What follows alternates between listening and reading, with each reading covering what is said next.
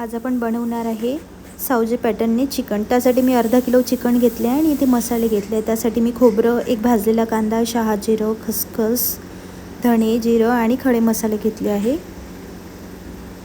आणि आता कढई गरम होऊ द्या आणि त्यात धणे, जिरं, शहाजिरं, खडे मसाले, खोबरं, 2 लाल मिरची टाकून छान हे भाजून घ्या। लालसर कलर येतपर्यंत छान भाजून घ्यायचं आणि त्याचं वाटण करून घ्यायचं। आता मी इथे लसण घेतला आहे, तर लसण थोडा जास्त घ्यायचा, अद्रक आणि कोथिंबीर याची छान पेस्ट करून घ्यायची।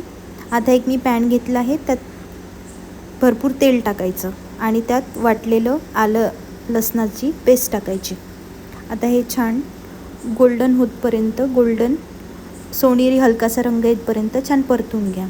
आता त्यात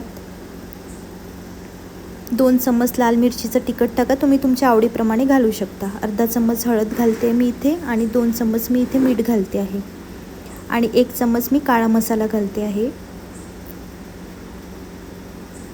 आणि छान हे 2 मिनिट छान परतून घ्या। आता यात मी खोबरा कांद्याची जी पेस्ट केली आहे ती घालते आहे आणि ही पण 2 मिनिटं छान परतून घ्या। तेल सुटतपर्यंत छान परतून घ्यायचं आणि तेल सुटलं की त्यामध्ये छान चिकन घालायचं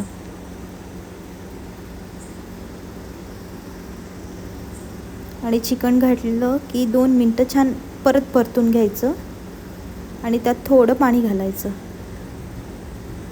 आणि 2 मिनिटं छान याला शिजवून घ्यायचं। आता तुम्ही बघू शकता याला छान तेल सुटलं आहे आणि भाजीला कलर पण खूप छान आला आहे। आता यात कोथिंबीर आणि थोडीशी कस्तुरी मेथी घालून शिजवून घ्यायचं आणि आता कुकरला 3 शिट्ट्या येतपर्यंत छान शिजवून घ्यायचं। आता तुम्ही बघू शकता आपलं चिकन इथे छान शिजून रेडी आहे आणि कलरही खूप छान आला आहे, तुम्ही बघू शकता। आणि आता हे रेडी आहे आपलं नागपूरचं सावजी पॅटर्ननी चिकन। नागपूरला सावजी पॅटर्नचं चिकन खूप फेमस आहे, तुम्हीही करून बघा आणि मला कमेंट्स करून नक्की सांगा आणि माझ्या चॅनलला लाईक आणि सबस्क्राईब नक्की करा। Thank you for watching my video.